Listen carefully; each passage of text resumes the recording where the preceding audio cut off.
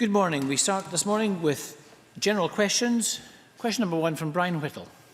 Thank you, Presiding Officer. To ask the Scottish Government what support it will provide to the proposed Ayrshire growth deal. Cabinet Secretary Keith Brown. As I made very clear to the 3 Ayrshire Council leaders when I met them on the 8th of March, I am fully committed to finding ways to support regional economies to thrive in Scotland. Together with Scottish Futures Trust and my officials, they are continuing to refine their growth deal proposals. I'm very impressed by the collaborative approach, 3 councils working together, and they have been chosen to be a pathfinder for the regional partnership strand of the Enterprise and Skills Review. While this work is underway, we have continued to invest in Ayrshire, and just last month, North Ayrshire was selected for one of the 2 remaining TIF pilots in a project which will directly benefit the growth deal aspirations. Brian Whittle. I thank the Minister for that answer. Jamie Green, John Scott and I recently met with Greg Clark, the Secretary of State for Business, Energy and Industrial Strategy, and also arranged a meeting between the Secretary and the Ayrshire Growth Deal team to establish how the Ayrshire Growth Deal fitted in with the new industrial strategy framework. It was a very positive meeting, but as the Minister will know, the timeline starts by initially aligning local government and private enterprise funding, then get a commitment from the Scottish Government on what projects they will support and the level of funding they are prepared to invest prior to the UK Government looking at any shortfall. This will be an ongoing process as many projects come online. With that in mind, can the Minister tell Parliament if the Scottish Government has done this assessment and quantify what they mean by the commitment to the support of the Ayrshire Growth Deal? Cabinet Secretary. I would say to the member that the process that we follow is similar to the City Deal process, whereby we take the proposals which come from, in this case, the local councils and their partners, and we analyse those and see which ones are best able to be susceptible to support, which will help generate economic growth in the area. So we're going through that process, and the councils are well aware of that process. We've made that point clear to them. I've also said in my own meeting with Greg Clark, that what we'd like to see is the UK Government, having moved away from the City Deal model once all the cities in Scotland have been through that process, to now talking about the industrial strategy might be the means by which additional support might be provided in this case. Now, if that is the case, it's much better, and I said this to Greg Clark, that we work together on that to maximise the benefit. We did ask, and have asked a number of times, for the UK Government to be part of the Ayrshire Growth Deal, as the 3 local authorities have done. They refused to do that, but it is still possible that through the industrial strategy we could work together, and I would encourage the UK Government to do that. In the meantime, we will continue to process the proposals that we've received from the Growth Deal partners. Kenneth Gibson. Thank you, Presiding Officer. On 10th of February, I submitted a motion for members' business on the Ayrshire Growth Deal.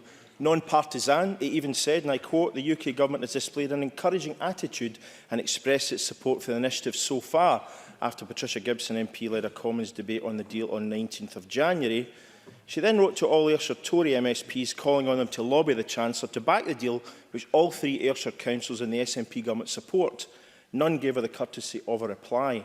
Does the Cabinet Secretary agree that it is disappointing at best that not a single Tory or other opposition MSP supported a debate on the Ayrshire Growth Deal in this chamber, and nor did the Chancellor even mention it in his budget speech, despite heavy hints, let alone allocate a single penny of the £359.8 million required to generate and stimulate the real and lasting economic growth that Ayrshire so badly needs? Cabinet Secretary. Well, what I can say to the member from my point of view, I have consistently expressed my desire to take forward discussions with the UK Government to support this deal. I've done that, I think, both in writing and face-to-face with the UK Government. And it's unfortunate that we've not had that explicit support from the UK Government to the growth deal itself, along the lines of the city deals which we've worked together on in the past. I am still hopeful, though, that we can have some involvement by the UK Government, including possibly financial assistance to some of the ambitions of the growth deal. Derek Mackay wrote to the Chancellor ahead of his recent budget to ask him to join us in tripartite discussions, but the UK Government failed to make that commitment. The Scottish Government, though, continues to support the progress of the Ayrshire Growth Deal, as I've mentioned, to determine priorities, timeline and next steps. As I say, I've recently discussed support for the Ayrshires with Greg Clark when I met him earlier this month, and I'll continue to push the UK Government on this matter, as I'm sure the member will as well. Question number 2, Ines Sarwar. To ask the Scottish Government how it is assisting local authorities to provide welfare support advice. Minister Jean Freeman. Local authorities have statutory duties to fulfil in the provision of advice support in a number of areas. In total, the Scottish Government will spend around £21 million on advice-related projects in 2017-18. Of this, will be provided to local authorities through the Scottish Legal Aid Board funding programmes to provide support advice provision for people affected by debt and the UK Government's welfare cuts. Since 2013, the Scottish Government has provided some £6.85 million to Citizens Advice Scotland for the provision of welfare advice across its network of 61 bureaus in 30 local authority areas. Additionally, we estimate that around £5.6 million of funding for local authority financial inclusion-related projects will be provided between April 2015 and June 2019 through the European Social Fund to support people affected by poverty and social isolation. In 2017-18, we are providing local government with a total funding package amounting to more than £10 billion, and many councils are utilising this, in addition to what I've already said, to both fulfil a range of statutory duties to provide advice and provide additional welfare support too. Presiding Officer, like the Minister, I oppose Tory welfare cuts, but it appears the Scottish Government is happier to court grievance, ferment anger and wave flags than actually get on with the job of governing. We already know that the Government's recent benefits uptake campaign lasted just a week and had a budget of just £6,000. And now the Minister has shamefully decided to cut £600,000 of funding to welfare support and advice services in Glasgow alone, a decision the Tories would be proud of. How can the Minister justify this shameful attack on the most vulnerable in our communities? Minister. Well, Presiding Officer, I think we knew that one was coming. It is a matter of some regret. It is a matter of some regret. If members would not shout at me, but let me speak, it is a matter of some regret that political point scoring yet again is at the forefront of Labour's mind, rather than looking at the detail of what this government is doing to support individuals across Scotland who are facing the damaging austerity cuts imposed by the UK government. Misinformation and misrepresentation of the facts serves our constituents and the people of Scotland poorly, and I countenance Labour to think again about that matter. What we have done is prioritise our use of the available funding to those areas most in need, including those most affected by the rollout of universal credit. And it is wrong to suggest that this government is not funding advice and support services in Glasgow, because we are, as we are across constituencies in Scotland. And finally, can I say, if the member had done me the courtesy of listening to what I said previously in this chamber about the benefit take-up campaign, he would understand that along with Citizens Advice Bureau, we jointly agreed on that first stage, and that more of that work will come forward over the next 4 years. Can I say, a great deal more than Labour ever did when they were the Scottish Government.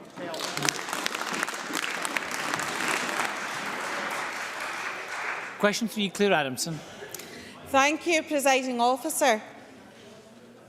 To ask the Scottish Government what benefits the Glasgow City deal will bring to Motherwell and Wishaw. Cabinet Secretary Keith Brown. The Scottish Government is a full partner in the Glasgow City Region deal, which is now in its delivery stage and is contributing up to £500 million over 20 years into the £1.13 billion Glasgow City Region Deal Infrastructure Fund. The deal empowers Glasgow and its City Region partners, including North Lanarkshire Council, to identify, manage and deliver a programme of investment in infrastructure. 3 core North Lanarkshire projects have been identified by the Glasgow Regional partners for delivery within the first 10 years of the deal, accounting for a total capital investment of around £170 million. These projects include potential investment in strategic roads infrastructure to improve access between Motherwell and the M74 and to improve road and pedestrian links within Motherwell town centre. Claire Adamson. The Ravenscraig site in my constituency has been a national priority since 2013. Can I have the assurance of the Cabinet Secretary that when capital expenditure is being considered across portfolio areas, that the unique opportunities that this brownfield site has in relation to infrastructure, central belt location and land be considered to ensure that further regeneration of the site can be achieved? Cabinet Secretary. Well, just first of all to reiterate to the member that in relation to the Glasgow City Region deal, that it's up to the partners to prioritise the projects, of course, which have been supported by both ourselves and the UK Government. But the Scottish Government remains committed to working with North Lanarkshire Council and other parties on options for the further redevelopment of the Ravenscraig site. Over £45 million has been invested to date in remediating the site and delivering a first phase of development. Market conditions, though, as a member knows, have rendered it impossible to deliver the proposed Phase 2 of the Ravenscraig Limited Master Plan.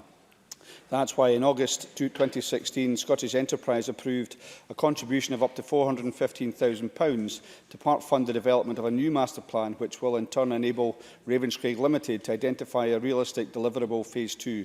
A draft of the new master plan is due in late spring, early summer this year. Graham Simpson.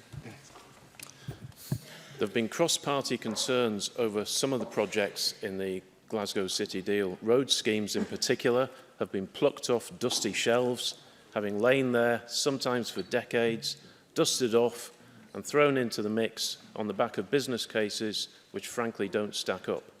Holytown Link Road in North Lanarkshire and Stewartfield Way in East Kilbride are just two for which there is little to no justification. Claire Adamson is right to point out that Ravenscraig would be a useful area for City deal money to be spent, but as far as I can see, there's nothing planned there. Such are the concerns that the Local Government and Communities Committee will be doing its own inquiry into City deals. So does the Minister agree with me that the Glasgow City deal should be refreshed in order to deliver the economic growth across the region that it was? Cabinet Secretary. Can I say that I would not want certainly to rule out looking afresh at these things, but I do point to the fact that the basis of the City deal includes an assurance framework which both the UK Government and Scottish Governments have signed up to. If there is dissatisfaction in terms of the assurance framework, then it might be that the member would want to take that up with the UK Government to see if they share that dissatisfaction. I have not had that feedback from the UK Government as things stand.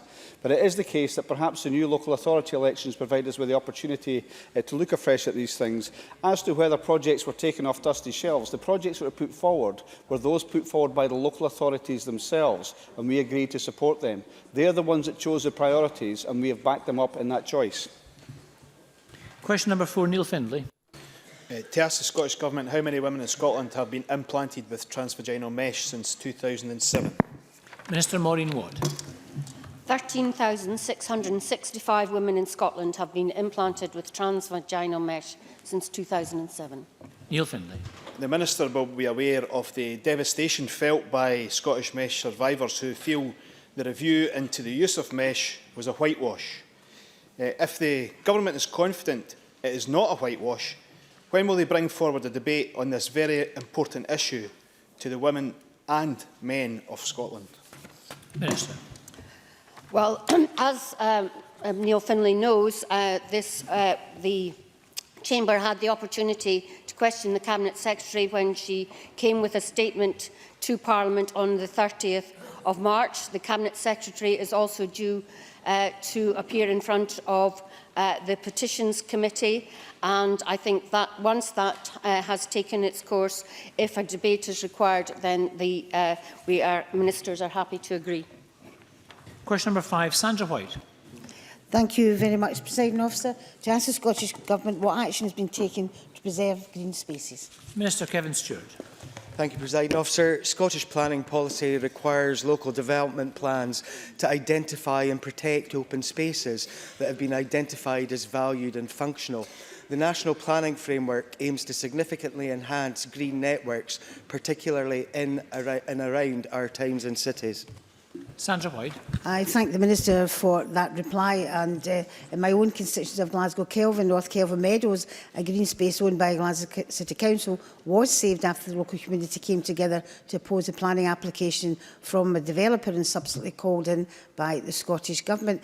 Can the Cabinet Secretary advise what the Scottish Government can offer in further support to communities campaigning to save green spaces such as Kelvin Meadows and others, and how this support is communicated to these local communities? Minister.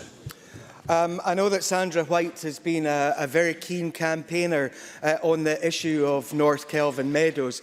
So let me assure her that the Scottish Government have taken action to support green space. I understand that North Kelvin Meadow is owned by Glasgow City Council, so thanks to our Community Empowerment Act, there is a right for community bodies to make requests to local authorities for any land that they feel that they could make better use of through the asset transfer process. So that may be an option there. Asset transfer, of course, will give more communities the opportunity to have control of land or premises to help them develop their own economies and environments. Any community body interested in using asset transfer to preserve green space in their area should get in touch with the Community Ownership Support Service, which is a programme funded by the government to help community groups take on land or building assets for their communities. Question number 6, John Lamond. Thank you, Presiding Officer. To ask the Scottish Government what progress it is making in closing the attainment gap in the Scottish borders. Cabinet Secretary John Swinney. Presiding Officer, the Scottish Government, through the Scottish Attainment Challenge, is providing increased support for local authorities, including Scottish Borders, with their work to close the poverty-related attainment gap. The Scottish Borders have received over £315,000 from the Attainment Scotland Fund over the course of the last 2 years, and will receive £1.8 million of pupil equity funding in 2017-18. Head teachers will have the flexibility to target resources at interventions they know will help close the attainment gap, and they are currently preparing their plans for use of this funding. John Lamond. Well, I thank the Cabinet Secretary for that reply, but the attainment gap in the borders remains one of the worst in Scotland. Indeed, the SNP's record on education in the borders over the last 10 years is not good. Class sizes are at a record high as teacher numbers have dropped by nearly 80. The number of supply teachers have plummeted by 40%. Only 1 in 10 primary 1 to 3 pupils are in smaller classes, a record low despite this being an SNP election pledge. And the standard of education across Scotland, which used to be world leading, is now only average.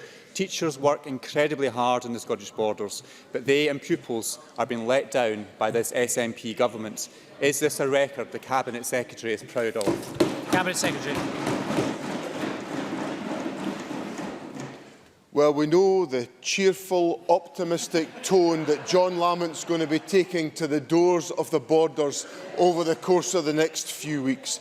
I was going to be generous to Mr Lamond to say to him that I know that he's going to be leaving us tomorrow, but on the basis of the miserable tone that he's expressed, he can't realise the significant investment that's been made in the borders, and I look forward to making sure that the young people and the electors of the borders understand the strenuous efforts this government is going to make to close the attainment gap in the borders, and I look forward to Mr Lamond being a distant observer of that process.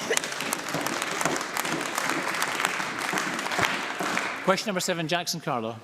To ask the Scottish Government what discussions it has had with the Welsh Government regarding organ donation since the Human Transplantation Wales Act 2013 came into full effect in December 2015. Minister Maureen Ward.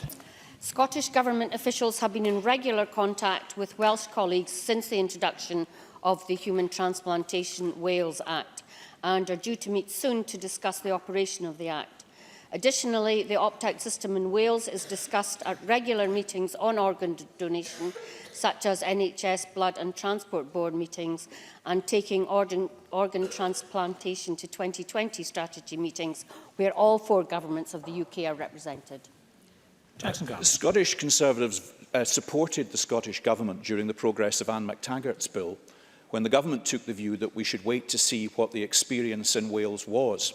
The Government at that time undertook early in this Parliament to bring forward fresh proposals in the light of that. We're now almost 18 months since the introduction of the change in Wales. Can I ask the Minister when that early introduction of new, fresh Scottish Government proposals will come? Minister. Well, as Jackson Carlow knows, the Scottish Government has recently gone out to consultation, including a presumption in favour of moving to an opt-out system, assuming it can be introduced safely. The consultation responses are currently being independently analysed, and we will learn from that analysis, as well as from the experiences and evidence from elsewhere in the world, including Wales, and look at that analysis carefully before reaching a decision on the way forward. So we expect to receive the analysis in May and will take steps in the months thereafter.